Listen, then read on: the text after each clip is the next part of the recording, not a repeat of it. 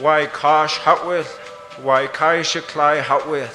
Bring me the good things in life is a prayer shared up and down the coast. And it's a good teaching. And it's something that has to be shown and practiced. We have mixed feelings as Inqʊiiw people about Canada's 150th birthday and what that means to us. And it's hard for us because we reflect back on our recent history. In the last 150 years hasn't necessarily been an easy time for us. But at the same time, if you look at the good in things, we're still here. And we still celebrate the good things in life. The CBT board started talking about Canada's 150th anniversary last year.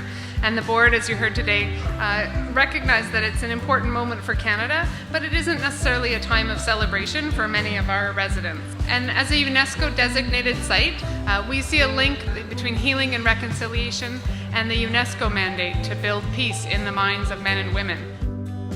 We were sitting at that table and they announced the funding for Community Foundations of Canada and the 150th. I had to mention that not all Indigenous people celebrate Canada Day. It really became, how can we as a region or as Indigenous people that are involved with CBT, how can we participate and fully support the process or the project that's going on? And how wonderful that we're using Canada 150 funding to bring us together, not on Canada Day, but a day that we chose as communities to celebrate how we live together and what reconciliation means to us. At the CBT, we are not event planners, and so we'd never done an event of this scale before. And we really needed a lot of advice and guidance from folks in the region who do have that experience, and really thankful that they stepped in to help support us. Yeah, so we used a committee that was comprised of interested community members and Leadership Vancouver Island alumni, which within that group, it was a mix of Indigenous and non-Indigenous people. And there was lots of key points that they said, hey, we don't want this to happen. We don't want this to happen. And a lot of times that didn't meet the criteria that was maybe put upon me, but I just stuck true to the guns and I listened to the committee about what they wanted for the event. So they asked the warriors to help us and to have a big fire with 30 fish around the fire, so I think they did really well. And I thought we cooked for 600, but then I heard it was up to 900 people, so it was, yeah, lots of people that day.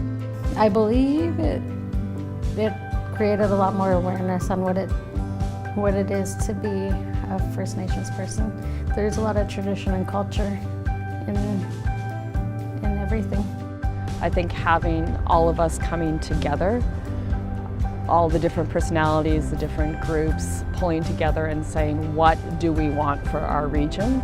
And I think that perspective became very, very important for the gathering, and I think very successful in terms of doing that. The House of Council is in the process of finalizing a protocol agreement with the Tofino Council. In there I say to the mayor, how can we reconcile with each other? A protocol is a piece of paper. It can give some guidelines, but the real act is how we live and treat each other. All of the spokespeople that stood on the stage and represented their different communities, including inqʊiiw and Tofino, the words, their stories that they shared was each different, but there was similar themes throughout. And I think that from this point, we can go forward in a different way with a different understanding as to how do we work together here in the region.